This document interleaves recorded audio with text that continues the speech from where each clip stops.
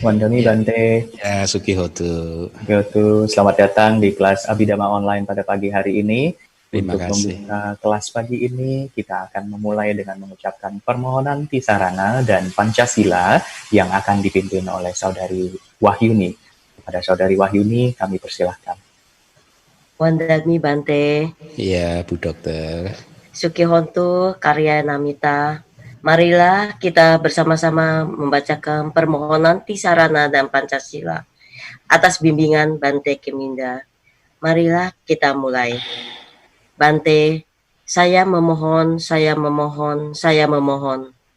supaya buah dari perbuatan buruk apapun yang telah saya lakukan, baik melalui perbuatan, ucapan, dan pikiran, dapat terhindarkan, dan demi memperoleh jasa kebajikan yang akan memberikan limpahan kepada saya dengan umur panjang, kesehatan, kebebasan dari segala bahaya dan bencana, saya merangkapkan kedua telapak tangan, beranjali dan memberikan puja, menghormat dan bersujud penuh dengan kerendahan hati kepada Tiratana, Buddha, Dhamma, dan Sangha.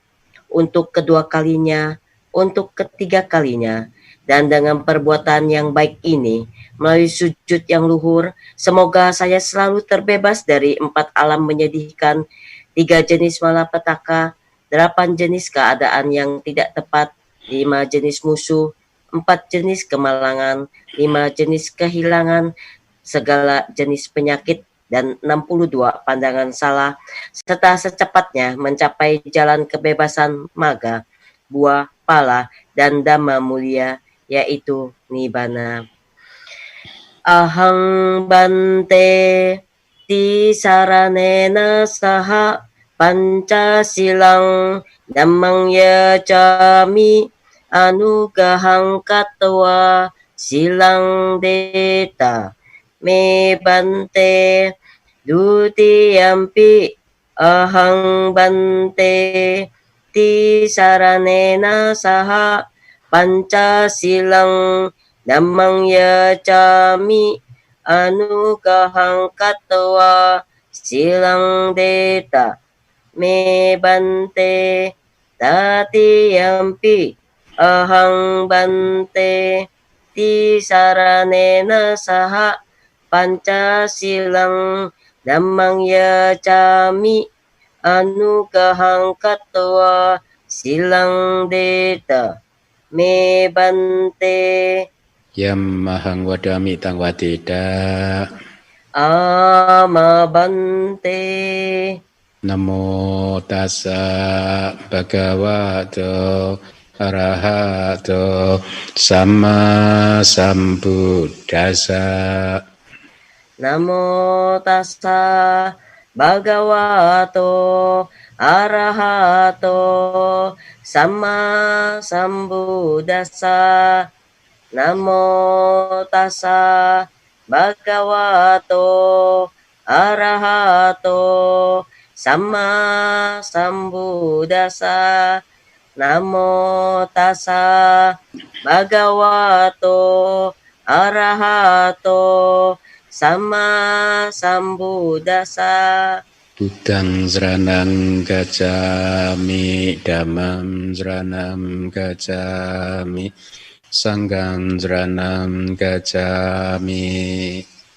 Buddhang saranang gacchami, dhammang saranang gacchami, sanghang saranang gacchami. Dutiyampi Buddhang saranang gacchami, dutiyampi dhammang saranang gacchami, dutiyampi sanghang saranang gacchami.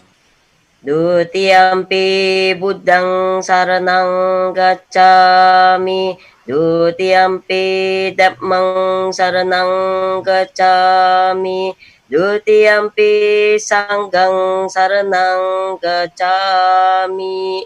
Tatiyampi Buddhang saranang gacchami, tatiyampi dhammang saranang gacchami, Tatiyampi sanghang saranang gacchami.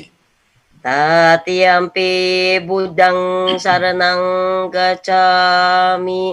Tatiyampi dhammang saranang gacchami. Tatiyampi sanghang saranang gacchami. Ti sarana gamanang paripurnang. Amabante. Panati pata wera manisika padang samadhiyami. Panati pata wera manisika padang samadhiyami. Adina dana wera manisika padang samadhiyami. Adina dana wera manisika padang samadhiyami. Kami micacara wera manisika padang samadhiyami. Kame sumicacara wera manisika padang samadhiyami. Musawada wera manisika padang samadhiyami. Musawada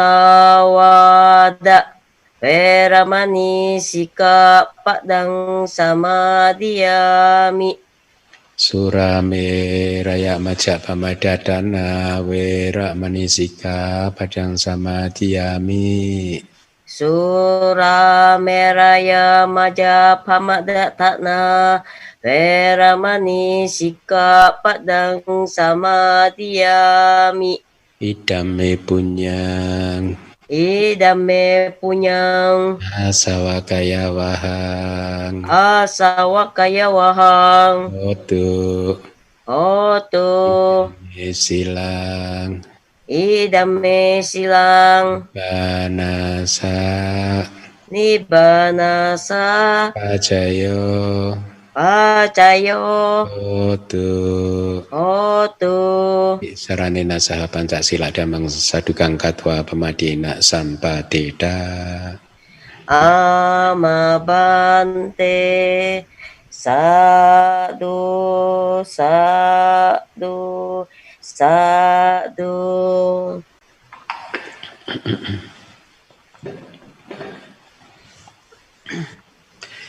Ya, baik. Sugihon untuk semuanya. Pada para bante, samanera, sayale upasaka dan upasika sekalian. Semoga Anda semua pagi hari ini dalam keadaan yang sehat, damai, dan bahagia. Kita kembali di kelas Abhidhamma, pembahasan bab ke-9 dari kitab Abhidhamma Sanggaha. Pagi hari ini adalah kelas yang ke-6 di bab ke-9 ini. Ya. Saya minta mungkin slide-nya langsung saja ditampilkan. Iya, itu Anda ketemu Padama Arupa Winyana, itu berarti kesadaran arupa yang pertama, artinya kesadaran jana arupa yang pertama. Ananta wasena parikama, nah, itu terminologi juga yang saya sarankan untuk menghafal parikama. Parikama, kama itu pekerjaan. Jadi parikama itu kayak pekerjaan pendahuluan atau pekerjaan persiapan gitu ya.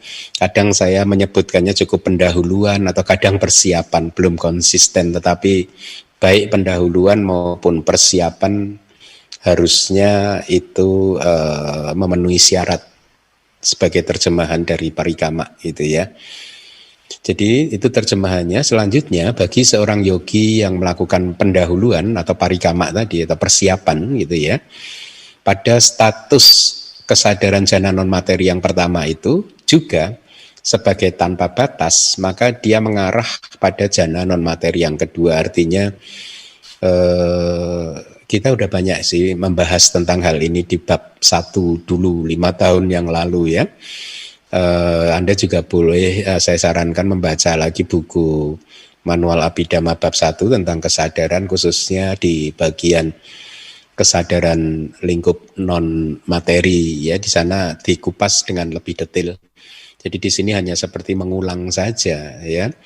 Jadi ketika seorang yogi sudah berhasil melampaui semua persepsi tentang rupa ya, akhirnya dia mengarah ke kesadaran jhana, kemunculan kesadaran jhana non materi yang pertama. Dan ketika kesadaran jhana non materi yang pertama tadi sudah muncul, dengan kata lain seorang yogi sudah mencapai jhana non materi yang pertama.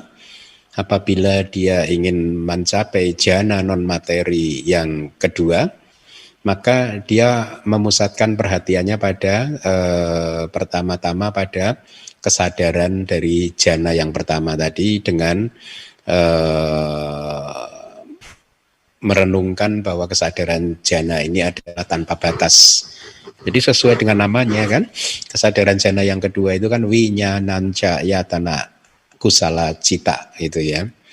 Jadi kesadaran yang baik ya, itu landasan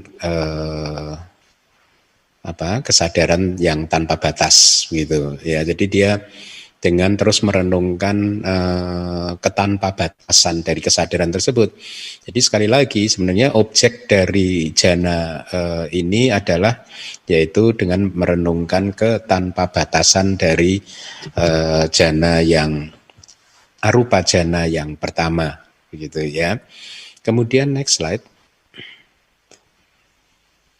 Selanjutnya bagi yogi yang melakukan persiapan ini, tadi di awal pendahuluan maaf, di sini persiapan, saya prefer persiapan sih ya. Pada status kesadaran non materi yang pertama itu juga sebagai tidak ada apapun, maka dia mengarahkan pada kemunculan jhana non materi yang ketiga, artinya dia yogi fokus kepada kelenyapan ya, jadi kelenyapan dari kesadaran jhana yang pertama ya, dengan merenungkan nadik kinci tidak ada apapun begitu ya. Ketika dia sudah fokus pada ketiadaan dari kesadaran jhana yang pertama tadi, maka dia sedang mengarah kepada jhana non materi yang ketiga ya. Next slide.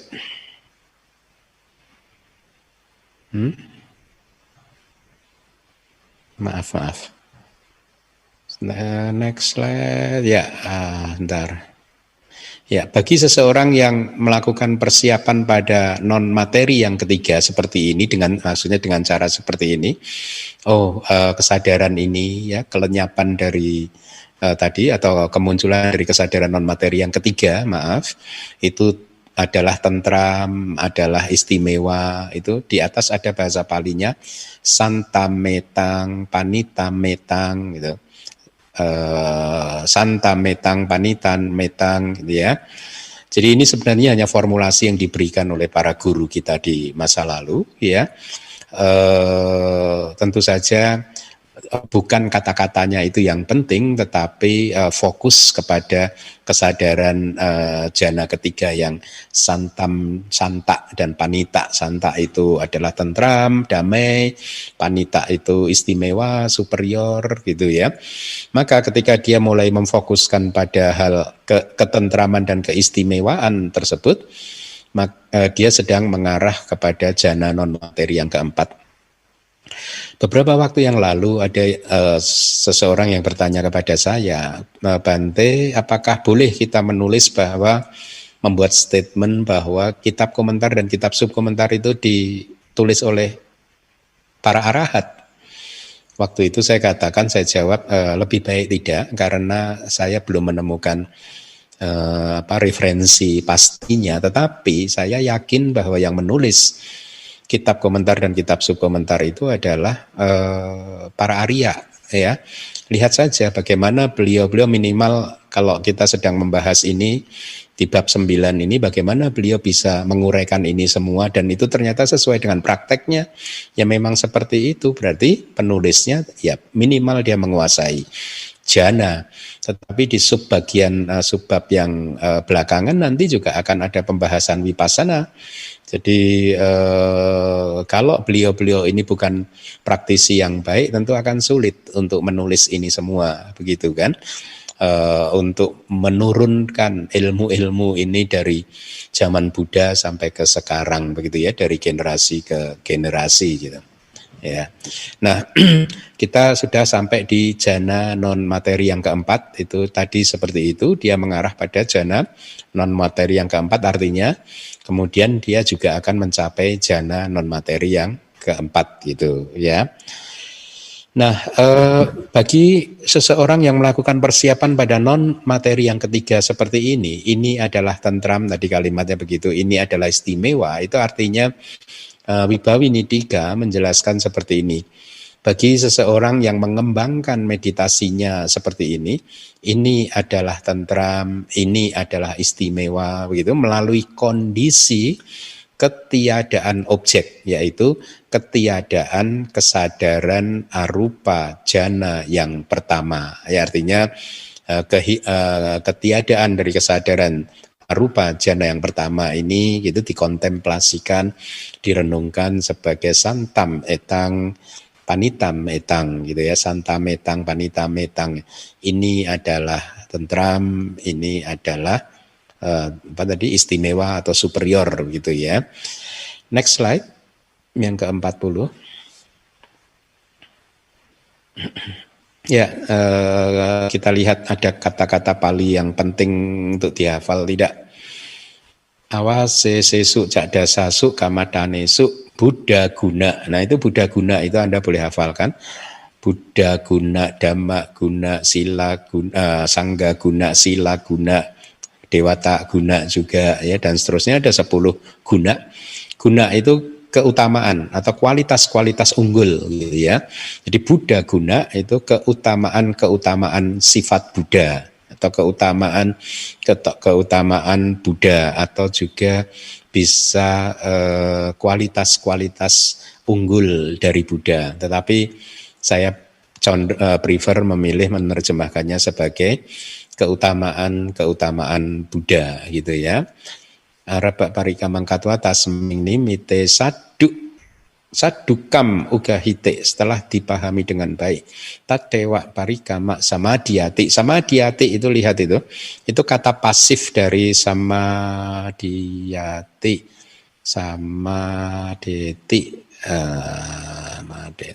yaitu pasif. Anda ketemu samadhi begitu kan.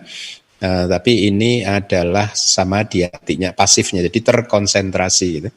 Itu Anda ketemu lagi upacaro itu, jadi upacara ya, akses ya, atau kesadaran yang sudah sangat dekat gitu dengan jana begitu. Saya sudah memberikan terjemahannya, tolong ditampilkan.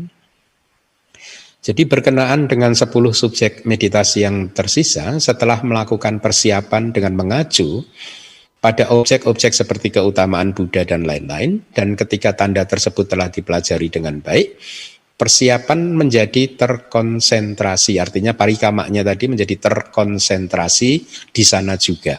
Artinya di sana juga itu ya di objek itu tadi juga. Kalau Anda menginikan keutamaan Buddha, maka terkonsentrasi di sana, dan akhirnya konsentrasi akses pun tercapai gitu ya. Jadi di kalimat berkenaan dengan 10 subjek meditasi yang tersisa, itu 10 itu adalah 8 kontemplasi ya. Buddha Nusati itu dan seterusnya 8. Kemudian sanya, 1 persepsi itu, kemudian 1 analisis wawadhana, analisis tentang 4 elemen itu ya. Jadi 10 subjek meditasi itu adalah 8 ingatan ya, berarti ya, Buddha Nusati itu 8 ingatan, seperti ingatan terhadap Buddha, Dhamma, Sangga dan seterusnya. Kemudian yang ke-9 adalah 1 persepsi, dan yang ke-10 adalah analisis, tentang analisis 4 elemen. Nah, di situ dikatakan setelah melakukan persiapan, kitab Wibawinidika menjelaskan begini. Setelah melakukan meditasi persiapan dengan cara seperti yang telah disampaikan seperti ini, ya jadi persiapannya adalah ketika Anda ingin melakukan meditasi dengan objek ingatan terhadap kualitas-kualitas Buddha, ya. Secara tradisi kita diberikan seperti itu. Di Wisuddhimagga harusnya ada itu. Kalimatnya itu so bhagawa itipi arahang gitu. Itipi sama sambuddho gitu. Itipi wijacarana sampano dan seterusnya begitu. Ya artinya begini. So bhagawa, beliau adalah seorang begawan gitu ya. Itipi, demikian juga beliau adalah juga seorang arahanta. Demikian juga beliau adalah seorang sama sambuddho, sama sambuddha gitu ya.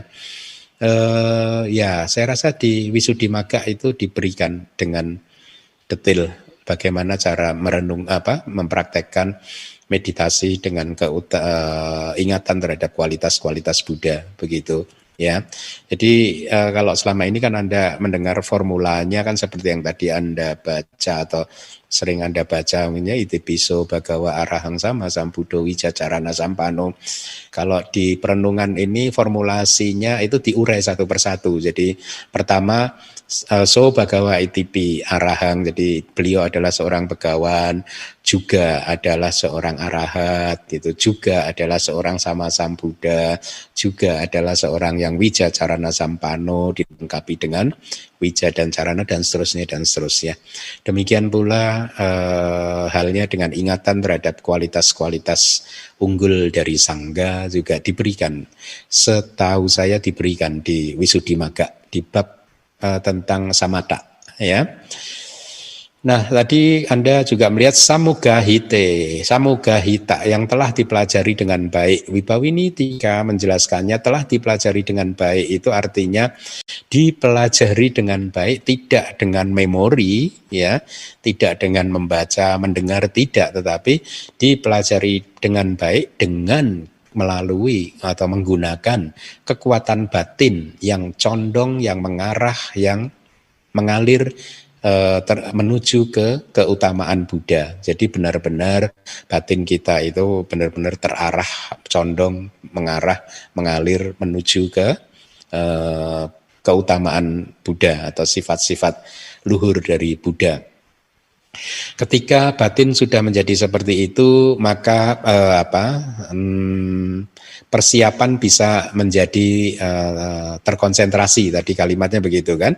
Artinya meditasi persiapan itu menjadi terkonsentrasi dan dikatakan berhasil. Artinya ketika batin sudah condong benar-benar mengalir ke arah keutamaan kualitas Buddha tadi, maka akses konsentrasi pun dicapai atau konsentrasi akses itu dicapai.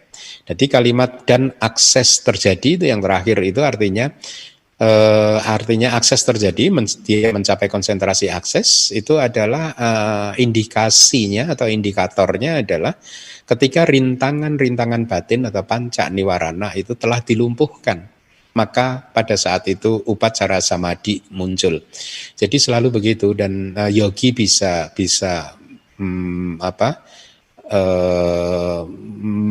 menilainya sendiri apakah konsentrasi akses itu sudah muncul atau tidak gitu. Bahkan ketika seseorang bermeditasi dengan kanika samadhi juga mereka juga bisa mencapai keadaan batin di mana panca niwarana itu benar-benar sudah tidak muncul lagi begitu ya. Nah, next slide. Ya. Abinya wasena pawatamanang itu Anda ketemu terminologi kata Pali abinya. Anda sudah sering ketemu kan ya? Abinya gitu ya. Pawatamanang panak rupa wacara pancamajanang berarti jana yang kelima di lingkup materi halus. Abinya padaka pancamajana. Jadi padaka itu basis gitu ya. Padak dari kaki itu fondasi, itu basis. Dengan basis jana yang kelima, setelah bangkit dari jana yang kelima dan seterusnya ya ta'araham apeti tidak ada. Jadi Anda ketemu abinya dan padaka jana itu biasanya. Padaka jana itu basis jana atau jana sebagai basis gitu. Saya sudah berikan terjemahannya, tolong di ini. Itu terjemahannya. Selanjutnya, bagi seseorang yang melakukan persiapan setelah bangkit dari jana yang kelima, artinya jana yang kelima di sini adalah lingkup materi halus ya. Kita udah belajar di bab 1 bahwa, atau di bab keberapa itu, kesadaran apinya itu berlandaskan pada kesadaran jana materi halus yang kelima kan ya. Dari jana yang kelima yang menjadi basis untuk apinya dan mengarahkan batinnya pada apa yang telah ditetapkannya, adidana ya. Artinya kalau Anda benar-benar praktek untuk menguasai apinya ini, misalkan idik wida itu berbagai macam atau berbagai beraneka ragam kesaktian. Kalau di teks dikatakan seseorang bisa menduplikasi wujud atau tubuh jasmaninya itu menjadi 100, menjadi 1000 dan lain sebagainya gitu. Atau kalau menggunakan apinya yang lain, itu maksudnya yang telah ditetapkannya, itu tergantung pada adidana dia sebelumnya gitu ya. Kalau dia ingin menduplikasi tubuh jasmaninya menjadi 100 atau 1000, ya dia fokus pada itu gitu. Kalau dia ingin mempraktekkan mata adikodrati atau dibacaku atau sota diba sota ya, telinga adikodrati, maka dia adidananya juga yang berkaitan dengan apinya tadi. Ya, nanti kita akan juga ditunjukkan apa saja itu apinya ya. Nah, batinnya mengarah pada apa yang telah ditetapkannya. Jana lingkup materi halus yang berlangsung dengan kekuatan apinya mengarah pada objek-objek seperti materi dan lain-lain sesuai dengan semestinya. Ya, nanti akan dijelaskan ya. Wibawinidika mengatakan seperti ini, yang berlangsung dengan kekuatan apinya, artinya yang berlangsung dengan kekuatan pancalokia apinya ya. Panca itu 5, logia itu duniawi, apinya itu sering diterjemahkan menjadi pengetahuan yang lebih tinggi ya, higher knowledge. Saya suka dengan penerjemahan ini. Jadi bukan semata-mata kesaktian yang seperti orang awam pahami gitu ya, ini adalah kesaktian yang bagaimana, tetapi sebenarnya kesaktian itu tidak lain hanyalah mereka yang memilikinya itu mereka adalah orang yang mengetahui pengetahuan yang lebih tinggi lagi daripada pengetahuan yang ordinary gitu ya. Pengetahuan keduniawian ini dianggap sebagai pengetahuan ordinary, pengetahuan yang biasa. Tetapi pengetahuan yang abinya tadi itu adalah pengetahuan yang lebih tinggi, sehingga dengan menggunakan pengetahuan yang lebih tinggi tersebut yang bersangkutan bisa, katakanlah tadi, dia tahu cara bagaimana menduplikasi dirinya menjadi 100, menjadi 1000 dan lain sebagainya.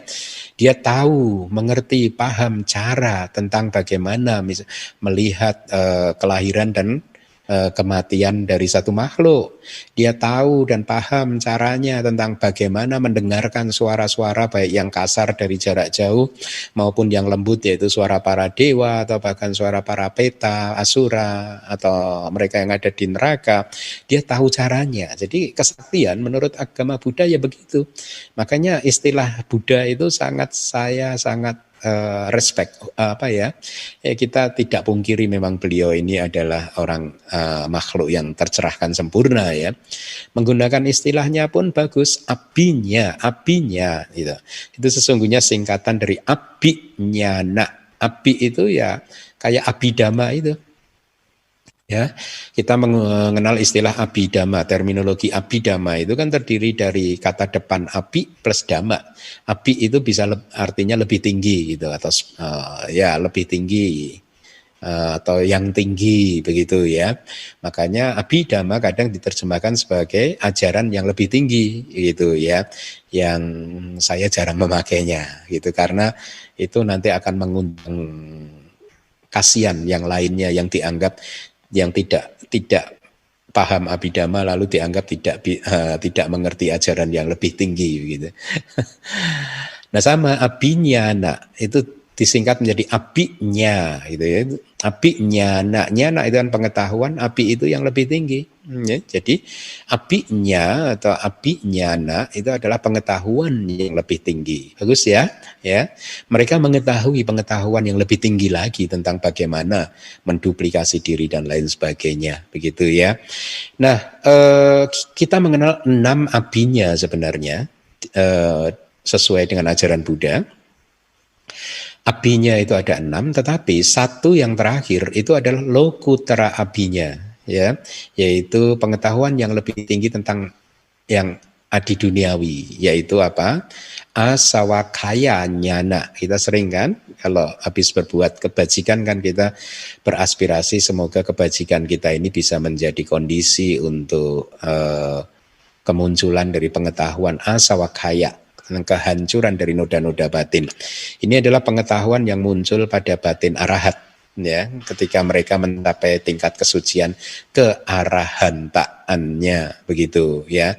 Nah, itu yang ke-6. 5 yang pertama disebut lokia atau duniawi, maka Anda mendapatkan istilah atau terminologinya adalah panca lokia abinya, itu ya. Berarti 5 pengetahuan yang lebih tinggi yang lokia, yang duniawi, ya, yaitu idik, wida, dan seterusnya. Saya rasa di buku Karma saya sudah mencantumkannya, buku yang saya tulis yang berjudul Kama, Pusaran Kelahiran dan Kematian Tanpa Awal, sudah saya tulis.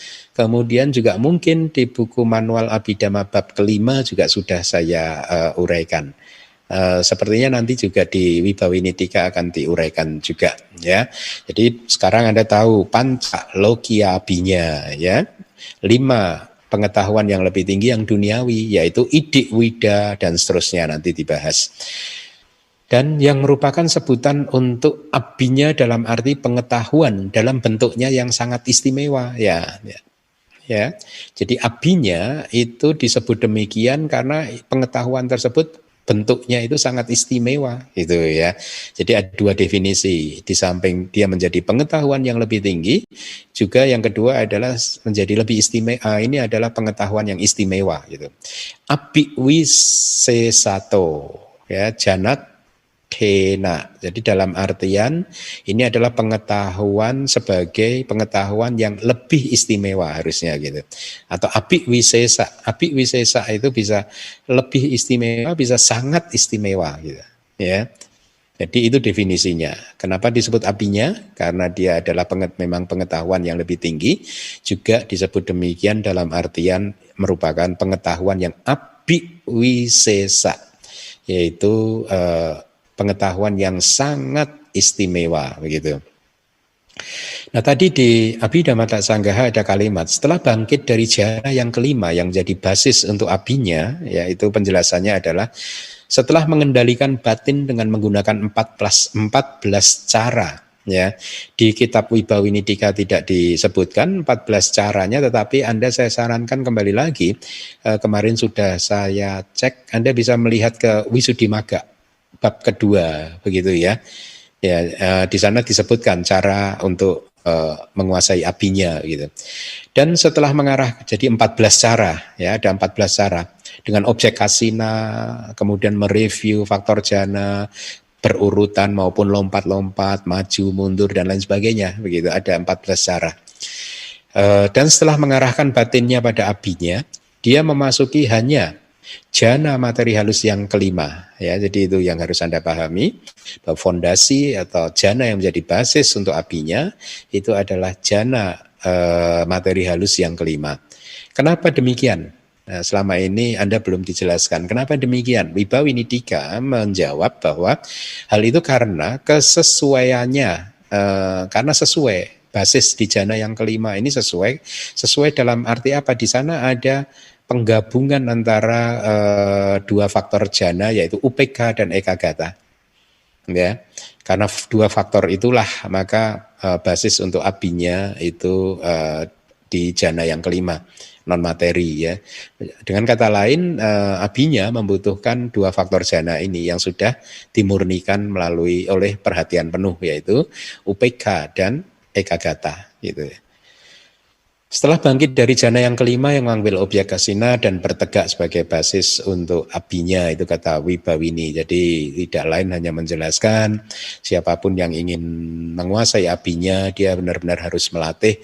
Sebenarnya 8 jana semua dilatih atau 9 jana sesuai dengan struktur abhidhamma, baik itu 5 jana materi halus maupun 4 jana non materi, ya. Dan kemudian setelah semuanya dikuasai dengan baik, mereka mahir di 9 jana ini, maka guru akan melatih abinya. Tetapi saya rasa di zaman sekarang jarang. Saya tidak mengatakan tidak ada, tetapi guru saya pernah berkata begini. Guru penahbis saya itu pernah berkata seperti ini. Untuk bisa melatih abinya itu membutuhkan waktu yang sangat lama, panjang. Dan walaupun nanti seseorang sudah mencapainya, dia juga harus terus merawat dan menjaganya supaya tidak lepas, tidak hilang, begitu. Sehingga sedikit ini kalau versi guru saya, ya, daripada kita membuang-buang waktu untuk itu, lebih baik kita fokus untuk terus mencapai tingkat kesucian. Kalau yang sudah mencapai tingkat kesucian Sotapanna, berjuang terus untuk mencapai tingkat kesucian Sakadagami atau yang lebih atas lagi. Itu saya ingat dulu guru saya pernah mengatakan demikian. Tetapi saya tidak mengatakan bahwa tidak ada yang melatih. Salah satu kawan saya juga pernah menceritakan kepada saya bahwa dia dulu pernah berlatih abinya, begitu, ya. Salah satu kawan, saya tidak bisa sebut namanya, itu dulu pernah berlatih abinya tersebut, gitu. Baik, begini, kita lanjutkan. Tadi di Abhidhamma Sanggaha ada kalimat mengarahkan batinnya pada apa yang telah ditetapkannya, apa yang sudah menjadi adidhana dia, ya. Misalnya, kalau dia akan mempraktekkan idik wida itu adalah, wida itu berbagai jenis, beraneka ragam, idik itu kesaktian, ya. Kalau dia ingin melatih abinya yang disebut idik wida atau berbagai macam kesaktian, beraneka ragam kesaktian, maka yang terjadi adalah begini, kata Wibawinidika. Pada momen persiapan, dia mengarahkan pada di momen persiapan parikama, dia mengarahkan perhatiannya pada 100 atau lebih tubuh jasmani yang baru dari dirinya sendiri. Jadi dengan Anda harus membayangkan ketika seseorang sudah menguasai 8-9 jana dan kemudian sudah mahir di latihan dengan cara 14 latihan itu tadi, maka batinnya itu menjadi sangat luas, ya, sangat lentur. Apa yang dia perintahkan itu bisa muncul, begitu. Makanya di Wibawini dikatakan di momen persiapan dia mengarahkan perhatiannya pada 100 atau lebih tubuh jasmani yang baru, tubuh jasmani dirinya yang baru.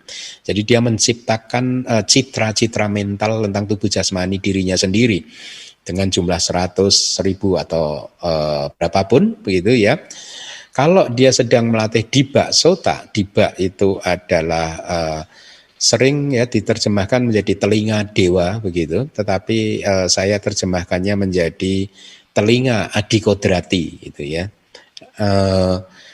Maka kalau dia hendak melatih Dibak Sota pada momen persiapan, ya, dia akan mengarahkan perhatiannya pada suara, baik itu suara yang kasar maupun suara yang lembut, ya, dari jarak yang bahkan mungkin kalau di Wisuddhimagga dulu kalau kita belajar itu suara yang ada di belakang tembok, begitu, kedengaran.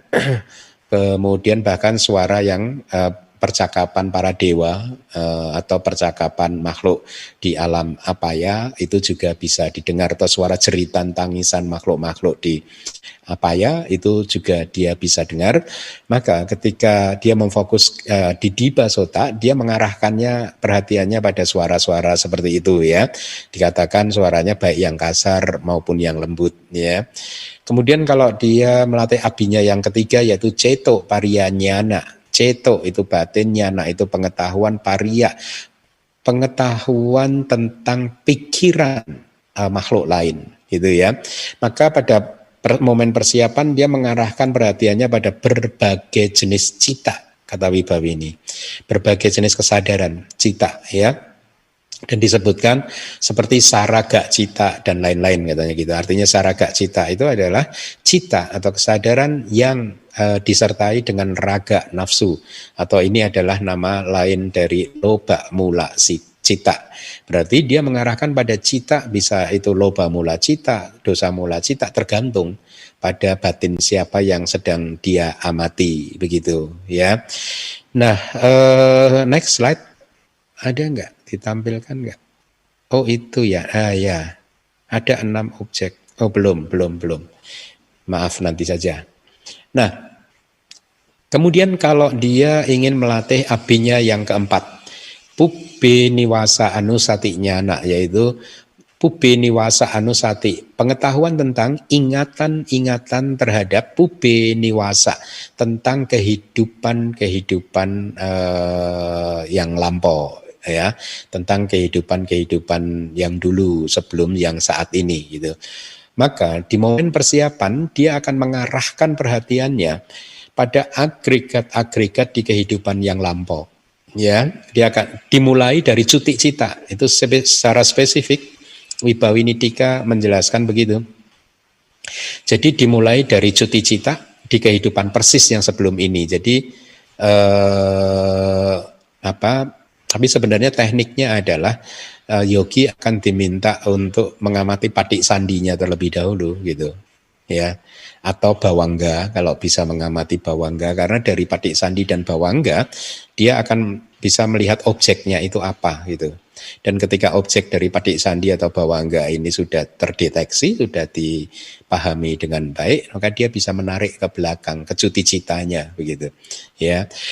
Nah, Wibawa ini menyebutkan seperti itu, dimulai dari cuti cita di kehidupan persis sebelum yang ini gitu. Kemudian kalau di bak sota atau telinga adikodrati, di momen persiapan dia mengarahkan pada bentuk tubuh yang diliputi oleh cahaya. Itu kata Wibawini, ya. Seharusnya bukan di bak sota ya, di bak caku, maaf. Di bak caku, yaitu mata adikodrati, dia mengamati bentuk cahaya tubuh yang diliputi oleh cahaya. Memang seperti itu. Jadi makhluk-makhluk di tingkat atas itu tubuhnya itu berbalut cahaya terang benderang. Semakin tinggi semakin terang benderang gitu ya. Demikian itu memang ya.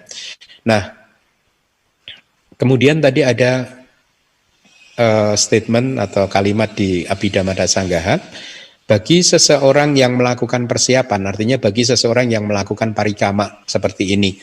Jadi ketika dia mau melatih menduplikasi tubuh jasmaninya menjadi 100, dia akan merenungkan dengan kalimat, mengucapkan kata-kata di dalam hati. Saya ada 100, atau saya menjadi 100, saya menjadi 100, atau saya menjadi 1000, atau saya ada 1000 dan seterusnya begitu.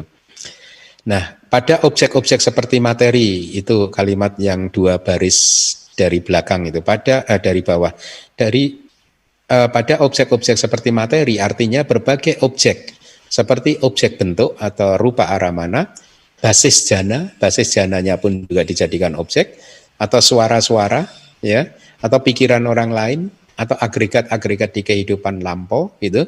Jadi semuanya ini menjadi objek di momen parikama, ya, sesuai dengan aditana dia.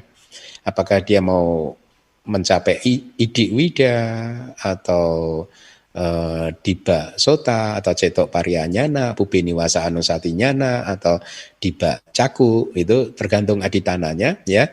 Maka di momen parikama atau persiapan dia sudah mulai memfokuskan konsentrasi dan perhatiannya pada objek-objek yang sesuai dengan aditana dia gitu. Next slide tolong ditampilkan sekarang. Untuk pengetahuan tentang berbagai jenis kesaktian, idik widak nyana, ada 6 objek berikut, yaitu padaka jana. Padaka jana, padaka itu basis gitu ya, jana yang menjadi basis ya, atau kadang cukup basis jananya gitu ya. Sebenarnya lebih tepat padaka jana itu jana yang menjadi basis ya. Jana yang menjadi basis gitu. Ya, kemudian kaya, ya, kaya itu tubuh jasmaninya sendiri, objek bentuk rupa aramana, dan lain-lain. Di dalam adidana, penetapan berkenaan dengan objek bentuk dan lain-lain, artinya ya tergantung apa abinya apa yang akan dia praktekkan gitu ya. Nah, saya sudah mencoba karena belum ada waktu ya. 6 objek berikut ini pada kajana kayak objek bentuk dan lain-lain kan kita hanya diberikan 3 kan oleh Wibawinidika. 3 yang lain kemarin saya coba di Wisuddhimagga, tetapi karena terlalu panjang karena keterbatasan waktu saya akhirnya saya tinggalkan sehingga saya belum bisa menemukan 3 yang lain gitu ya. Tapi kalau Anda mau tahu ya Anda baca Wisuddhimagga. Panjang sekali. Jadi harus disaring satu persatu gitu. Nah, Wibawini menjelaskan secara lebih detail lagi seperti ini. Pada Kak Jana adalah atau jana yang menjadi basis untuk abinya itu adalah objek masa lalu. Gitu ya. Tubuh adalah objek masa kini. Ya, jadi ketika yogi ingin menduplikasi tubuhnya, maka dia melihat objek tubuh dirinya sendiri yang masa kini kan. Nah, sisa dari abinya ya sisanya itu bisa masa kini, bisa masa depan. Ya, begitu kata Wibawini. Sedangkan Diba Sota atau telinga Adikodrati hanya mempunyai satu objek saja, yaitu suara, dan itu adalah objek masa kini. Ya, bagus ya. Guru kita kalau menjelaskan detail sekali ya, objek masa kini.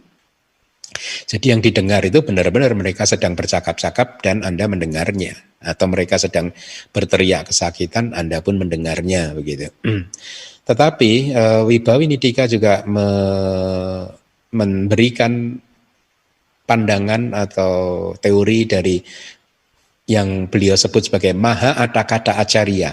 Jadi Maha Atakata Acarya dari namanya itu adalah Atakata Acarya yang maha, atau maha di sini Atakata Acarya adalah guru-guru Atakata, guru-guru kitab komentar.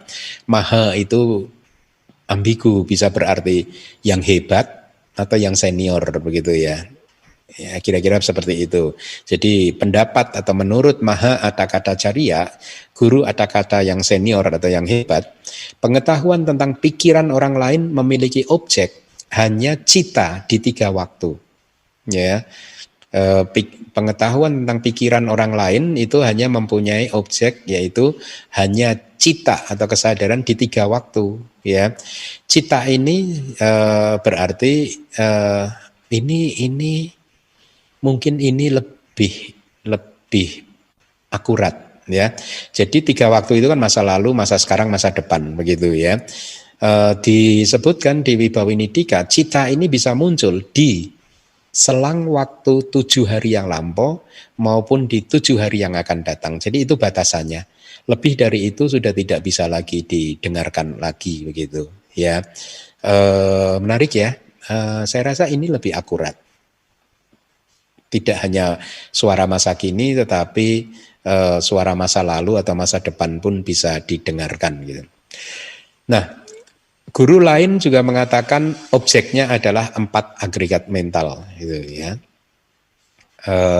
Itu guru yang lain. Jadi ada 3 pendapat ya.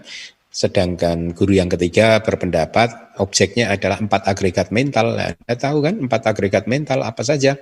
Ya, maka beliau bisa mengamati agregat Vedana Kanda, Sanya Kanda, Sangkara Kanda, Winyana Kanda, begitu. Next slide. Tolong ditampilkan slide-nya. Yang bagaimanakah kesadaran di masa kini bisa menjadi objek? Nah, itu. Bagaimanakah kesadaran di masa kini bisa menjadi objek untuk pengetahuan tentang pikiran makhluk lain? Nah, ini sangat teknis ya. Wibawini menjawab sudah pasti bisa ya. Objek untuk idik cita istilahnya gitu. Idik cita yaitu kesadaran kesaktian gitu. Itu adalah objeknya adalah citanya orang lain. Jadi kalau Anda ingin membaca pikiran orang lain, maka objeknya ya citanya orang lain. Tidak lain adalah objek tersebut adalah cita orang lain tadi yang diambil oleh awajana cita. Jadi bahkan di momen awajana kesadaran yang mengarah ke pintu batin itu sudah mengambil objek cita dari orang lain tersebut, ya, tepat pada waktu itu, tepat pada waktu kemunculannya, gitu. Dan setelah menjadi objek masa kini untuk awajana, kesadaran orang lain tersebut juga lenyap persis pada waktu yang sama dengan kelenyapan awajana dia, ya. Bagus ya penjelasannya, detail seperti itu ya. Jadi bahkan cita orang lain itu dijadikan objek di momen awajana, ya, awajana. Konsekuensinya, kata Wibawinidika, di dalam satu proses kognitif tersebut, awajana dan jawana dia tidak akan memiliki objek yang sama, gitu, ya. Kita juga pernah belajar kan di bab yang keempat, proses kognitif mana yang objek antara awajana dan jawananya itu, impulsnya itu tidak sama. Banyak kan? Misalkan apa? Magga apanawidi, proses kognitif absorpsi jalan, itu kalau Anda ingat pelajaran bab 4, antara awajana dan jawananya kan berbeda objeknya. Demikian pula palak samapati, kan? Pencapaian buah kan juga sama kan? Objeknya berbeda, ya. Nah, tapi saya rasa di widi-widi yang lain atau proses kognitif yang lain selain yang sudah saya sebutkan tadi, objeknya sama, ya, antara awajana dan jawana itu dalam satu proses kognitif objeknya sama. Sesungguhnya di proses kognitif pintu panca indera atau yang proses kognitif lingkup indriawi itu objeknya sama. Ya, di dalam satu proses kognitif objeknya sama. Nah, Wibawa ini menjelaskan seperti ini. Sesungguhnya ketika yogi keluar dari padaka jana atau jana yang menjadi basis, yaitu jana materi halus yang kelima, dia kemudian akan melakukan parikama bawana atau meditasi persiapan tanpa membedakan apakah ini masa kini dan seterusnya, masa kini, masa lalu, masa depan dan seterusnya. Dia hanya berpikir seperti ini, saya ingin atau akan mengetahui pikiran dia. Itu kata guru kita, ya, kata guru Atakata, bahwa pada saat kejadiannya sesungguhnya si yogi tidak berpikir bahwa ini masa kini atau masa kapan gitu. Dia hanya mengucapkan adidana, saya akan mengetahui pikiran dia begitu. Dan setelah itu dia akan masuk lagi ke basis jananya tadi atau padaka jana yang menjadi basis. Setelah masuk ke padaka jana, yaitu jana yang kelima, dia keluar lagi. Jadi setelah beraditana dia masuk ke padaka jana, setelah masuk di padaka jana kemudian dia keluar lagi. Ketika keluar itulah dia mengarahkan batinnya, perhatiannya pada cita orang lain yang ingin dia baca tadi, istilah sehari-harinya, ya. Secara umum, ya, setelah 3 atau 4 parikama, maka cita dia menembus cita orang lain dengan abinya ini, seolah seperti sedang melihat objek bentuk dengan menggunakan mata, ya. Jadi benar-benar terlihat seolah sedang melihat objek bentuk dengan menggunakan mata adikodrati itu, atau mata dewa, atau bahasa palinya adalah dibacaku, ya. Nah, baru setelah itu dengan kamawacara cita, ya, kesadaran lingkup indriawi, dia melihat apakah citanya itu tadi disertai dengan loba dan seterusnya. Jadi yang menilai pikiran orang tersebut itu ada loba, dosa, moha atau bahkan mahakusala dan lain sebagainya, itu adalah kamawacara cita. Seperti orang sedang memastikan warna ini adalah berwarna biru, berwarna merah, kuning, dan lain-lain. Begitu. Jadi dia langsung tahu. Prosesnya akan cepat sekali, tidak membutuhkan waktu yang lama, gitu ya. Dia akan cepat sekali. Termasuk juga mungkin percakapan dengan para dewa dan seterusnya. Itu prosesnya itu terjadi dalam waktu yang sangat cepat sekali. Semua objek ini adalah cita masa kini, demikian kata Wibawini. Kemudian pengetahuan mengenai ingatan tentang kehidupan lampau itu memiliki objek berupa agregat di kehidupan yang lampau. Juga objeknya bisa jadi nama Jadi kayak Anda dulu di kelahiran sebelum ini, Anda lahir sebagai apa, dengan nama apa, dari keluarga atau family, clan yang mana, begitu dan seterusnya. Itu akan bisa diketahui gitu ya. Wibawi ini menjelaskannya dengan kalimat yang lebih bagus. Jadi selain dia akan mengamati agregat-agregatnya di kehidupannya yang lampau, dia juga akan mengamati nama klan yang disematkan pada agregat tersebut, gitu ya. Nah, bahkan Wibawi ini menambahkan pengetahuan mengenai ingatan terhadap kehidupan lampau itu objeknya bisa nibana. Artinya kalau Anda ternyata sudah menjadi seorang sotapana atau Arya di kehidupan Anda yang lampau, kalau Anda menguasai apinya, Anda bisa mengambil nibana di kehidupan lampau tersebut. Karena itu pernah muncul di agregat Anda yang lampau kan, ya. Jadi bahkan objek dari agregat tersebut, walaupun itu katakanlah nibana, itu bisa diingat lagi begitu. Jadi dengan demikian Anda ingat, oh dulu sudah menjadi seorang sotapana sekadagami begitu. Ya, tapi ingat itu cara melihatnya dengan apinya ya. Kalau tidak mempunyai apinya, mungkin dia tidak bisa juga melihat. Ya, dia paling bisa mengecek gitu ya. Apakah Anda misalkan atau seseorang sudah menjadi sotapana di kehidupan lampau atau belum? Dia biasanya akan mereview kelahirannya sekarang ini seperti apa kualitasnya begitu, sejak lahir sampai hari ini gitu, kualitasnya seperti apa, apakah kilesa-kilesa yang kasar itu muncul, apakah masih mempunyai sakaya didi ya, sila batak paramasa, wicikica, apakah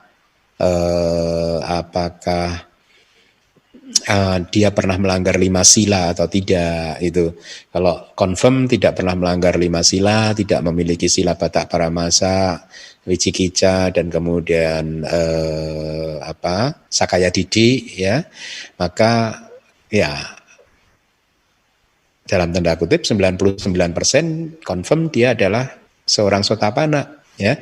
Yang 1% harus dilihat melalui apinya tadi. Gitu ya, itu perumpamaan saya ya, persentasenya bisa jadi tidak benar, tidak akurat ya. Nah,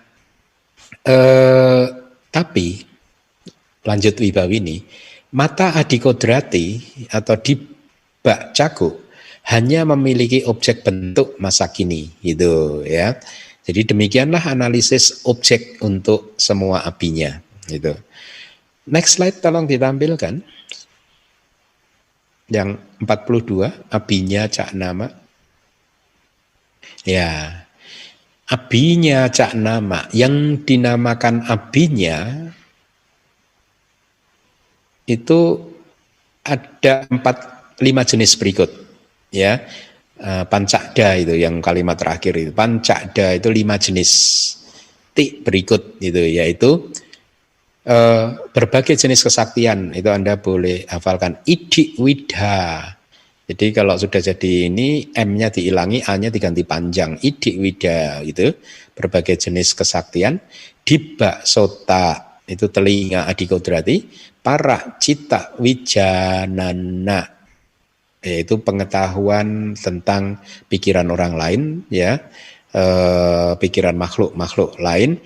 Pubi niwasa anusati, ingatan tentang kehidupan-kehidupan yang dahulu.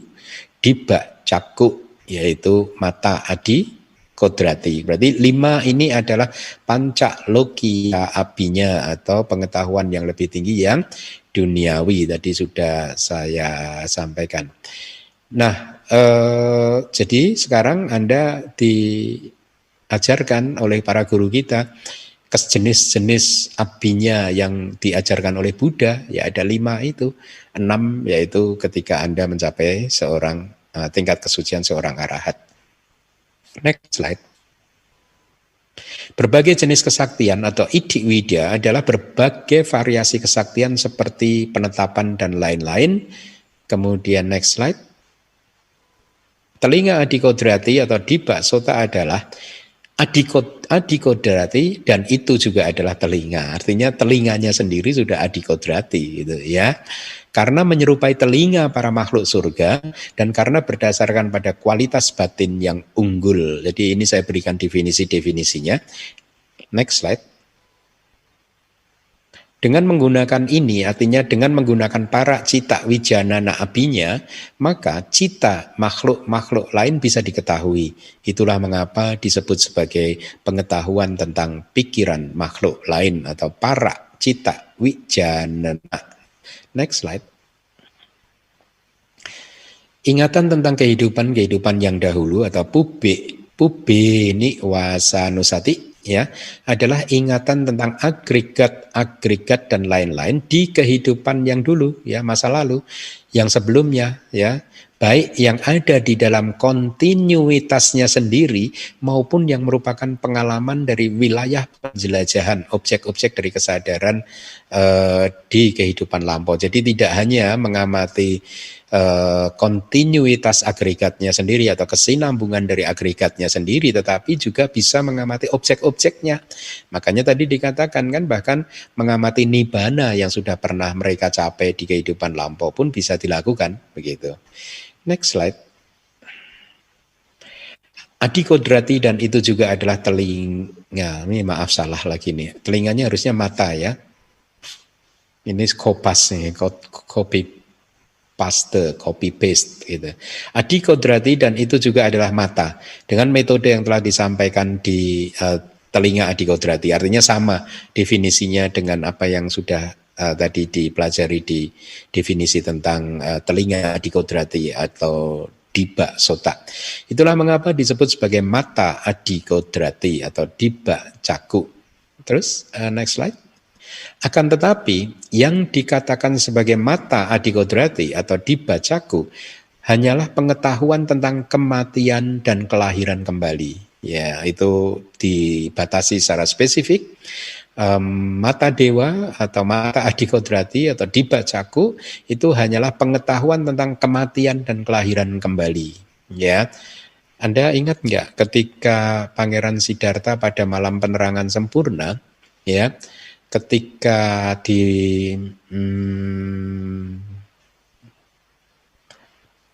malam itu kan dibagi menjadi 3 bagian malam kan. Di sepertiga malam yang pertama beliau merealisasi pubbe niwasa anusati, yaitu beliau mampu mengingat semua kehidupan lampau beliau kalau menurut teks, semua. Ya. Kemudian di sepertiga malam yang kedua beliau merealisasi dibacaku. Ya, dibacaku yaitu mata adikodrati. Kalau di dalam teks dikatakan kan dengan melalui dibacaku yang wisudi, yang suci, bersih, murni, ya, yang atikama, melampaui kemampuan makhluk biasa begitu ya, atau di luar batas kemampuannya begitu. Beliau melihat kelahiran dan kematian makhluk-makhluk lain. Ya, jadi dibacaku itu seperti itu, ya, melihat kematian dan kelahiran kembali. Itu bahasa palinya ada cutu papata nyana. Itu sebenarnya gabungan dari cuti plus upapata nyana. Pengetahuan tentang cuti dan upapata. Pengetahuan tentang kematian dan upapata atau kemunculan kembali. Kelahiran kembali nama lainnya, ya. Cutu papata nyana itu bahasa palinya, ya. Next slide. Masih ada lagi pengetahuan tentang perolehan kelahiran sesuai dengan kamanya atau yatha kamu paganyana, ya. Kalau Anda yang sudah mulai belajar Pali saya sampaikan itu yatha, kama, upaga, nyana, ya. Yatha itu sesuai kama, itu yatha kama sesuai kamanya itu ya.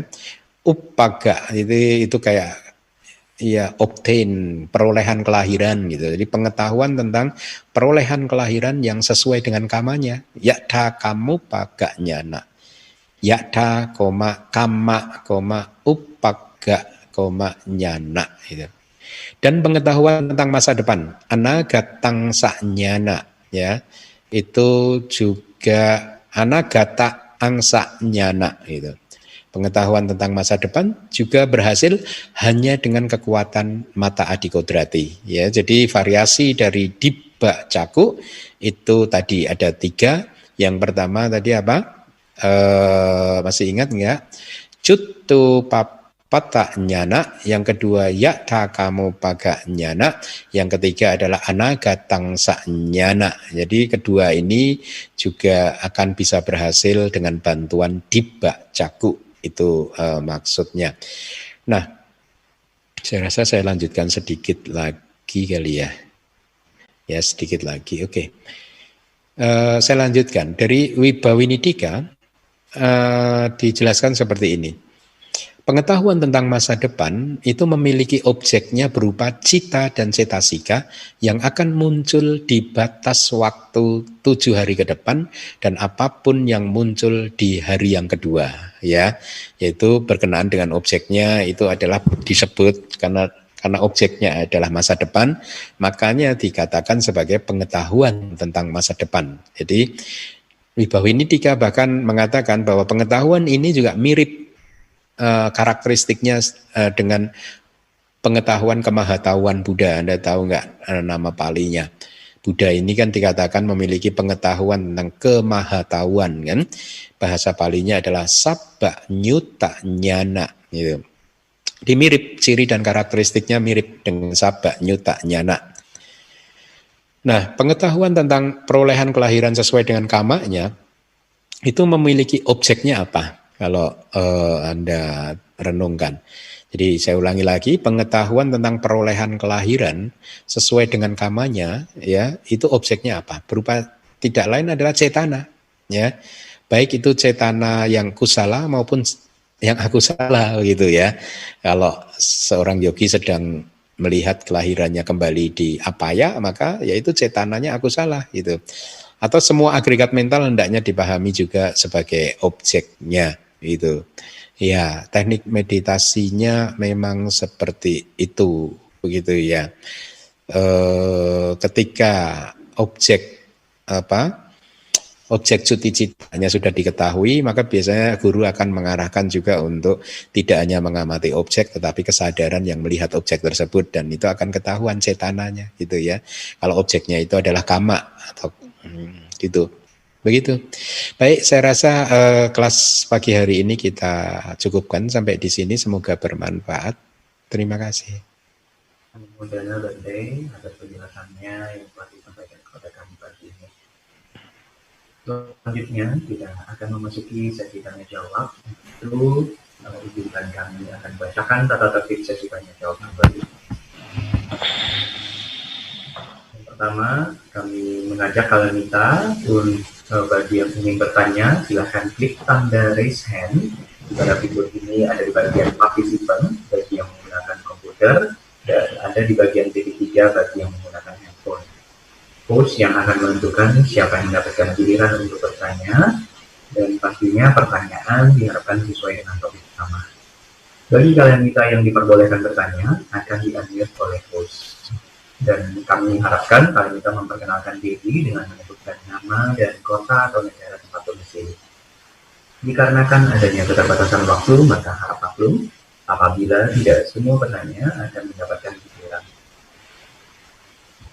Kami persilakan kepada Kalanita yang ingin bertanya, silakan klik tanda raise hand.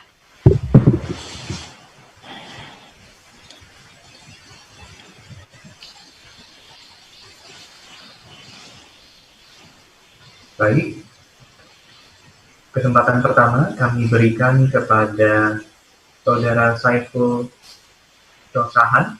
Kami persilakan untuk bertanya.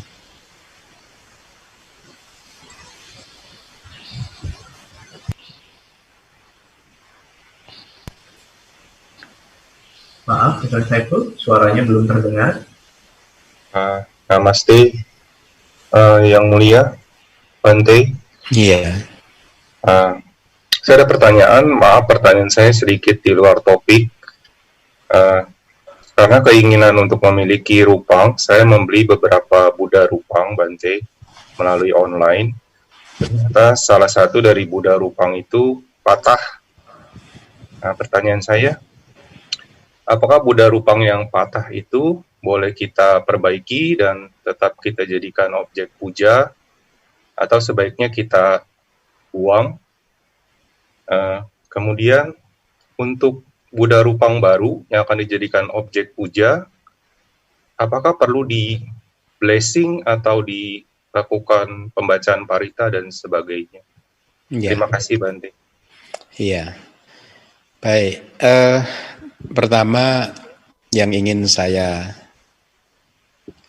tekankan adalah begini. Kan ada orang yang berpikiran kalau menerima Buddha Rupang patah lalu ini dianggap sebagai pertanda yang tidak baik dan lain sebagainya. Maka singkirkanlah kalau ada pikiran-pikiran seperti itu, singkirkanlah pikiran-pikiran seperti itu. Bahwa Buddha Rupang patah, pecah itu normal sekali karena memang sesuatu itu bisa seperti itu ya, benda apapun gitu itu mengalami kerusakan, bahkan tubuh jasmani kita juga mengalami kerusakan ya, kehidupan kita juga mengalami kerusakan. Jadi itu memang sesuatu yang sangat wajar begitu ya. Nah, apakah kemudian ditambal lagi atau bagaimana? Kalau bisa ditambal lagi ditambal, tetapi saya sarankan setelah menambal objek puja Anda lebih baik adalah membeli Buddha Rupang yang baru atau memakai Buddha Rupang baru yang sempurna, yang bagus, karena itu akan sangat membantu konsentrasi perhatian Anda gitu ya. Kemudian juga mencegah munculnya pikiran-pikiran kusala ketika Anda puja sedang kusuk-kusuknya, kemudian tiba-tiba melihat misalkan tangan yang disambung, yang patah dan disambung kembali, sehingga konsentrasi Anda buyar, perhatian penuh Anda buyar, sehingga batin menjadi akusala, menjadi tidak baik lagi, bisa muncul penyesalan dan lain sebagainya, dan itu tidak baik kan. Maka dengan alasan-alasan seperti itu saya sarankan untuk menggunakan Buddha Rupang yang baik, yang sempurna gitu ya. Kalau Anda mampu mengatasi pikiran-pikiran tidak baik ketika melihat Buddha Rupang yang patah dan disambung lagi, maka silahkan itu tetap dipajang di altar gitu ya. Kalau tidak ya Anda harus kalau dulu ya di Singapura itu saya waktu saya hidup di Singapura saya sering menerima limpahan rupang dari para umat itu. Jadi para umat yang tidak berani atau tidak tahu bagaimana memindahkan Buddha Rupang, lalu mereka datang ke wihara dan diberikan ke kami gitu. Ya, makanya di wihara dulu di Singapura itu banyak sekali Buddha, tidak hanya Buddha Rupang sih, sebenarnya rupang-rupang yang lain juga banyak gitu ya, berbagai macam jenis rupang gitu ya. Kalau Anda di dekat Anda ada wihara yang bisa menerima, Anda bisa datang ke wihara gitu dan diserahkan kepada bantenya begitu ya.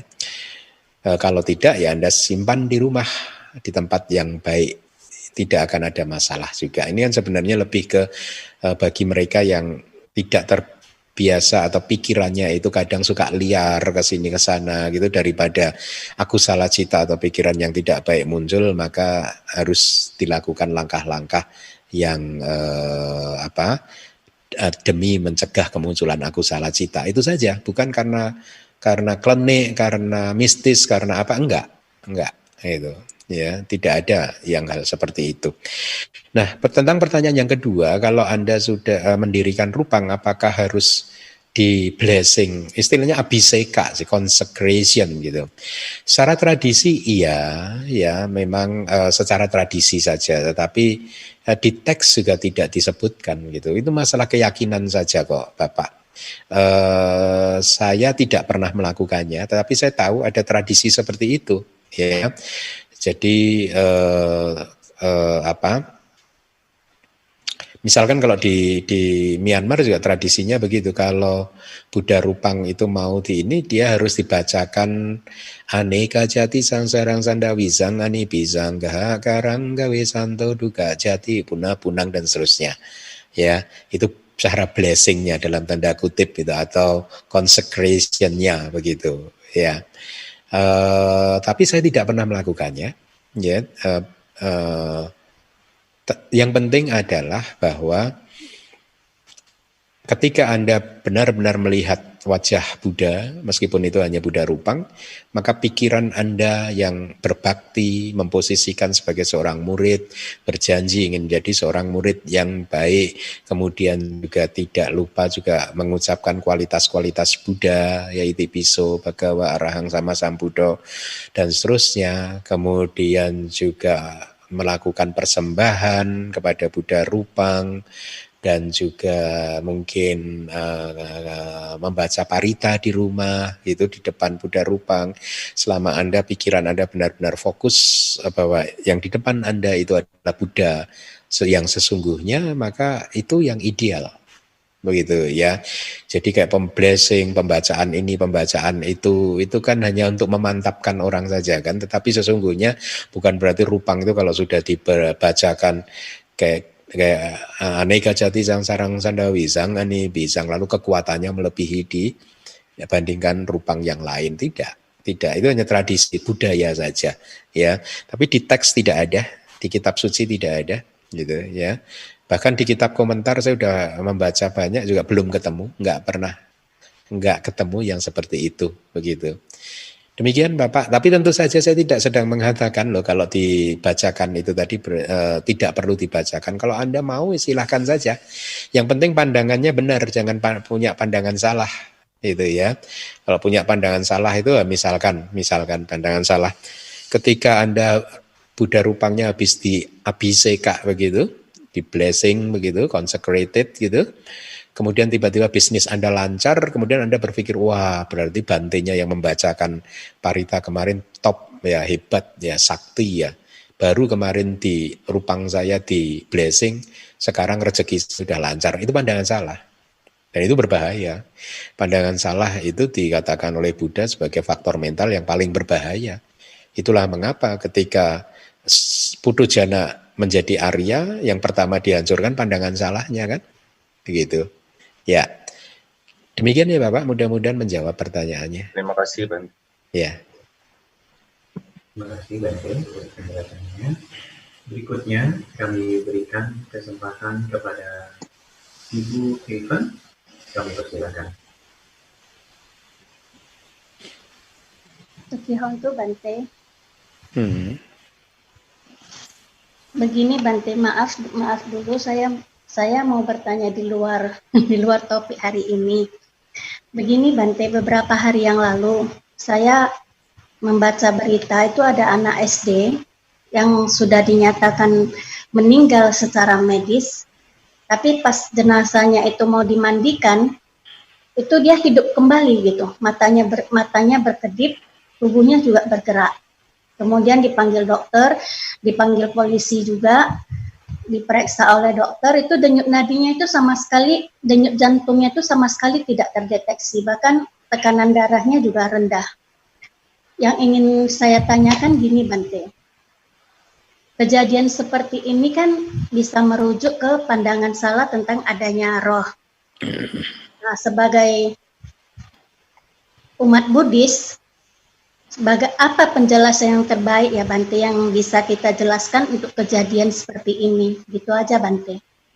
Ya. Terima kasih Bante. Baik. Ya penjelasannya artinya anak itu belum meninggal Bu. Jadi peralatan medis itu mempunyai keterbatasan. Ya, peralatan medis harus diakui masih mempunyai keterbatasan. Itu saya tidak bermaksud untuk tidak menghormati, ya dengan segala hormat saya kepada para medis dan peralatannya yang sudah sedemikian majunya, tetapi di mata saya peralatan medis tetap saja mempunyai keterbatasan, yaitu apa? Keterbatasannya adalah biasanya peralatan ini hanya mampu mengamati fenomena material, ya, fenomena materi saja, denyut jantung, denyut nadi dan semua itu kan fenomena materi, gitu ya. Tetapi makhluk ini, manusia ini kan tidak hanya terdiri dari agregat materi. Kita ini mempunyai juga agregat mental yang itu setahu saya ya belum ada alat medis yang bisa mendeteksi adanya agregat mental. Ya, jadi satu, anak itu menurut saya belum mati. Jadi tidak ada itu adanya roh atau apa, rohnya masuk kembali, enggak. Rohnya tadi keluar kemudian enggak. Memang belum mati. Tadi itu ya kayak mungkin istilahnya entah tepat entah tidak mati suri dan lain sebagainya. Saya juga waktu kecil juga pernah melihat bahkan seseorang sudah masuk di peti mati dan peti matinya sudah masuk di liang lahat. Tiba-tiba peti matinya bersuara. Bersuara dan akhirnya semua pada menjerit ketakutan gitu. Ya intinya akhirnya si mayat tadi hidup lagi. Itu waktu saya masih kecil itu saya melihat itu. Ya kalau menurut agama ajaran Buddha ya memang dia belum mati gitu ya. Dia mungkin tadi itu mati suri atau apapun istilahnya yang kemudian peralatan medis belum mampu untuk mendeteksinya begitu. Dan itulah mengapa sesungguhnya tadi yang saya lihat itu tadi bukan Buddhis ya, mayat orang yang divonis meninggal itu bukan Buddhis. Karena tradisi non-Buddhis tetangga gitu biasanya seseorang kalau meninggal dunia harus dimakamkan pada hari yang sama. Gitu ya.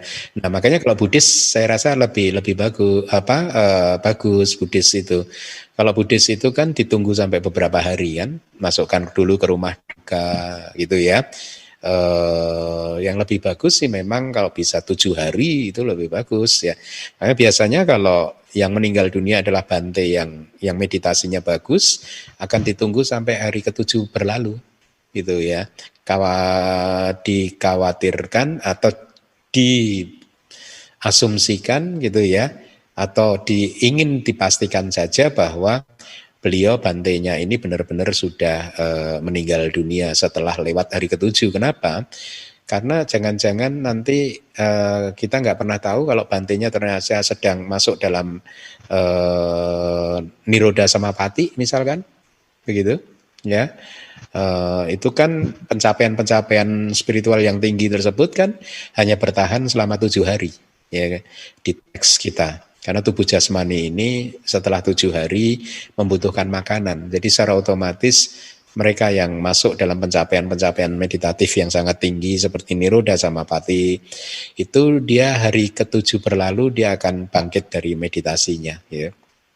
Ada kan juga cerita, kalau Anda baca ceritanya Ajahn Chah, master meditasi yang terkenal di Thailand. Beliau ini kan 10 tahun sebelum meninggal dunia kalau nggak salah, itu mengalami kelumpuhan kan, ya jadi beliau benar-benar lumpuh, tidak bisa apa-apa begitu. Nah karena beliau ini adalah seorang guru yang terkenal di Thailand, maka beliau mendapat perawatan medis yang maksimal dari pemerintah begitu, sehingga suster-susternya itu dibagi dalam 2 atau 3 shift gitu, ada di bukunya itu. Dan suster itu seringkali menghadapi situasi yang menurut mereka itu membuat mereka deg-degan, takut. Kenapa?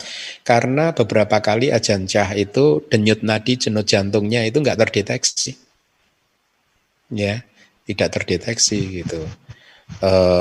Bisa jadi beliau masuk ke dalam jana yang keempat atau jana yang kelima begitu, jadi tidak terdeteksi gitu, sehingga dianggap meninggal dunia, tetapi setelah beberapa jam kemudian terdeteksi lagi, dan itu terjadi beberapa kali. Itulah mengapa saya mengatakan tadi dengan segala hormat saya dengan kemajuan teknologi kedokteran ya, menurut saya alat-alat kedokteran hanya mampu mendeteksi fenomena materi, agregat materi. Ya, agregat mental mereka tidak punya alat untuk mendeteksinya, sehingga kematian itu kan sesungguhnya tidak hanya berhentinya nafas, sesungguhnya kematian itu adalah habisnya karma dan lain sebagainya, atau secara teknis abhidhamma itu adalah terputusnya jiwitindriya, ya. Jiwitindriya, indria nyawanya putus, yaitu faktor mentalnya begitu putus, dan itu alat kedokteran saya rasa tidak mampu untuk mendeteksinya. Jadi begitu Bu, jadi anak itu bukan tadi setelah mati rohnya udah keluar badan, kemudian masuk lagi mungkin sampai di atas disuruh pulang lagi sama para dewa, ngapain kamu di sini, pulang lagi, ya masuk ke tubuhnya, seperti cerita-cerita yang sering kita baca itu, begitu kan kira-kira. Tapi Buddhis tidak seperti itu, ya. Di pendapat saya, anak itu tadi belum meninggal, belum mati, dan mungkin mati suri atau apapun istilahnya, dan setelah beberapa saat ketika dimandikan seperti itu, dia mendapatkan kembali apa istilahnya, kenormalan kesadarannya, begitu. Begitu Bu ya, terima kasih. Terima kasih Bante. Terima kasih Bante. Berikutnya kami berikan kesempatan kepada Bapak Supriyanto. Kami persilakan bertanya. Yuk, Bante. Iya Pak Supri. Bante. Ya, Pak Bante mau nanya, itu tadi parita suci. Sebenarnya fungsi dan kegunaan parita suci itu gimana ya? Sebenarnya itu memang apa ada itu istilahnya kan sair pelindungan. Istilahnya apa Pak? Sair perlindungan. Oh oke. Iya. Sebenarnya itu gimana ya? Sebenarnya pandangan, termasuk pandangan gimana, salah atau gimana ya? Kita mengharapkan, tidak boleh mengharapkan ya, hanya untuk menenangkan pikiran atau gimana ya? Iya. Petunjuk Bante. Iya. Iya sama, tadi malam juga saya mendapat pertanyaan yang sama gitu. Perjalanan kehidupan saya itu membawa saya sampai ke titik ini. Maksud saya begini, dulu sebelum mengenal Buddhis, saya itu adalah orang yang sangat rajin juga membaca Wotso, mungkin mirip-mirip Parita gitu, bahkan kalau membaca itu bisa 100.000 kali dalam satu malam dan lain sebagainya, ribuan kali gitu ya. Bisa mulai dari tengah malam sampai sebelum matahari terbit dan lain sebagainya begitu. Itu bertahun-tahun atau bahkan mungkin itu praktek yang saya sering melakukannya itu seingat saya bahkan sejak saya SD loh, sejak saya SD gitu, masih bangku sekolah dasar saya sering melakukan, mengulang-ulang mantra, mengulang-ulang katakanlah parita lah ya, tapi kan saya bukan Buddhis waktu itu ya, tapi itu adalah istilahnya itu memang apa yang ada di kitab suci yang saya yakini dulu begitu. Saya ulang-ulang, bahkan sejak SD gitu. Dengan harapan ini dan harapan itu karena guru saya, kakek saya mengatakan kalau baca ini nanti bisa begitu, baca itu bisa begini dan lain sebagainya gitu. Jadi itu saya lakukan bahkan sampai waktu ketika di hutan sebelum keluar negeri itu saya masih melakukannya. Ya, nah makanya tadi saya katakan perjalanan hidup saya itu sedemikian rupa itu sehingga membuat saya sampai pendapatnya seperti hari ini gitu, bahwa saya sekarang tidak membaca sutta, tidak membaca parita hanya untuk itu lagi saja begitu, tidak. Ya. Jadi saya membaca sutta, saya membaca parita itu lebih karena saya ingin mengingat ajaran Buddha, ya. Ingin menghafalkan ajaran Buddha, ingin menghafal semua parita, menghafal sutta, menghafal abhidhamma, ya. Hanya untuk itu saja, ya. Kemudian juga setelah itu saya lakukan pelimpahan jasa kepada semua makhluk. That's it, hanya seperti itu. Lalu parita perlindungan, apakah itu mempunyai kekuatan perlindungan? Semua orang mempunyai keyakinannya masing-masing, ya. Dan saya juga tahu tradisi-tradisi, bahkan mungkin di Myanmar juga ada tradisi. Saya tahu juga itu di Myanmar ada seperti itu, begitu. Tapi sekali lagi, saya tidak menemukan referensinya, gitu. Saya tidak menemukan referensinya. Makanya tadi di awal saya katakan perjalanan hidup saya membuat saya bersikap seperti ini gitu. Saya tidak menemukan referensinya, bukan karena saya nggak pernah melatihnya. Dulu saya kenyang berlatih, kenyang, makanya bisa baca sampai 10.000 kali, 100.000 kali. Ya, kalau 100.000 selama berapa hari gitulah katakanlah ya gitu. Ada mantra-mantra yang pendek itu kan bisa dibaca cepat sekali kan, pakai kayak apa itu japak malak gitu ya. Itu bisa ribuan kali dalam satu malam begitu. Nah, Demikian dari kalau pendapat saya seperti itu.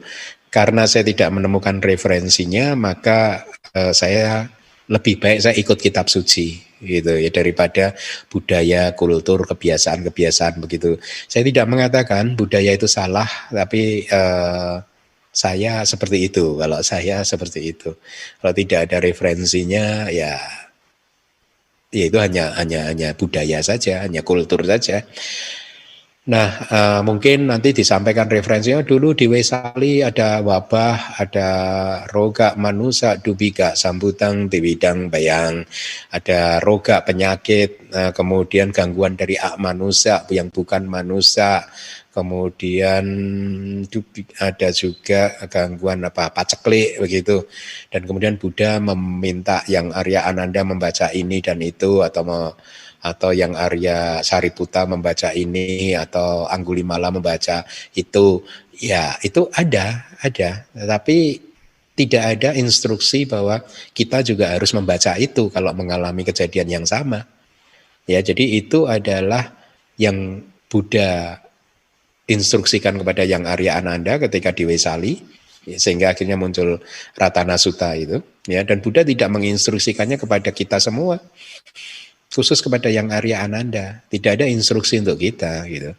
Kemudian yang Arya Sariputta ketika mengunjungi mungkin yang Arya Mahamoggallana sedang sakit, ya, kemudian beliau membaca Bojjhanga Sutta, ya itu ininya beliau, dan kemudian yang Arya Mahamoggallana, saya agak lupa, mungkin salah, tapi seingat saya Moggallana, yang Arya Moggallana sembuh gitu. Yaitu antara yang Arya Sariputta dan yang Arya Moggallana. Ya, kemudian mungkin cerita yang terkenal lagi itu tadi Anggulimala membaca ketika ada seorang perempuan mau melahirkan itu, ya, dia membaca satu parita, yaitu antara beliau dan perempuan itu kan, tidak ada instruksi bahwa itu adalah mantra yang harus kita praktekkan sampai ke generasi sekarang, tidak ada. Nah, secara budaya, secara kultur, akhirnya entah bagaimana sejarahnya itu sering dipraktekkan di dalam masyarakat, begitu ya. Tetapi dengan tidak bermaksud untuk tidak menghormati beliau-beliau yang mempraktekannya, saya tidak mempraktekannya. Saya tidak mempraktekannya, begitu. Sekali lagi bukan apa-apa. Nanti kalau saya ketemu referensinya, mungkin saya jadi akan mempraktekannya. Demikian, Bapak, mudah-mudahan menjawab. Terima kasih, Bante. Berhubung waktu sudah menunjukkan 10.35 dan tidak mungkin kita akhiri kelas jamaah online hari ini sampai selanjutnya kita akan melakukan satu lagi kebajikan, yaitu dana kali ini, di mana Anda dapat berdana melalui dompet digital dengan scan QR code yang ada di layar komputer atau handphone Anda saat ini. Atau juga bisa dengan melakukan transfer ke rekening BCA Yayasan Dhamma Wiyadi dengan kode 01 di akhir nominal dana Anda. Barcode QRS ini pun bisa difoto dan di-save di handphone Anda supaya Anda bisa melakukan dana kapanpun dan dimanapun Anda berada. Kami ingatkan kembali untuk tidak meninggalkan kelas online ini terlebih dahulu sebelum Bante meninggalkan kelas. Atas perhatian dan kerjasamanya kami ucapkan terima kasih. Dengan penuh sukacita dan pemahaman yang benar tentang perdana, mari kita siapkan batin kita untuk melakukan kebajikan melalui dana pahala.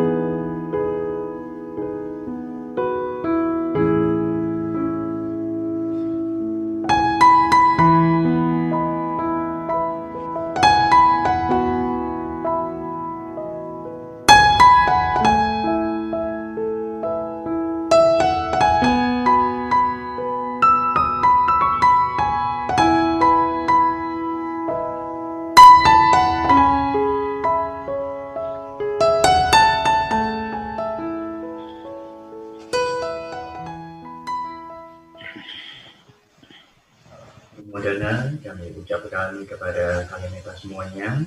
Selanjutnya, Bante akan membimbing kita semua untuk melakukan jasa atas semua bentuk kebajikan yang telah kita lakukan pada hari ini. Mari kita semua beranjali. Baik, ikuti saya. Idame punyang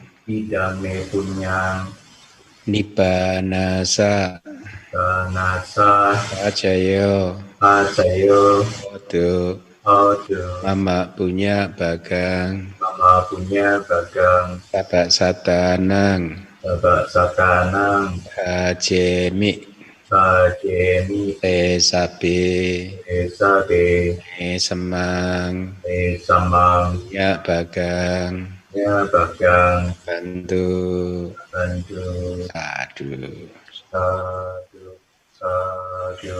Sadu. Terima kasih. Terima kasih Bante atas Mari kita semua tetap beranjali sambil berucap Anumodana Bante atas dhamma desangan dan bimbingannya. Anumodana Bante atas Bante.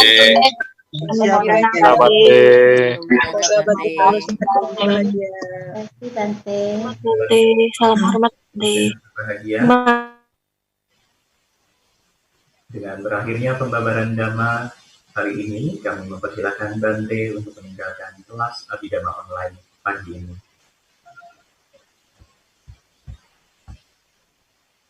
Demikianlah kelas Abhidhamma DBS online pagi hari ini. Sebelum mengakhiri kelas hari ini, izinkan kami untuk kembali membacakan beberapa pengumuman.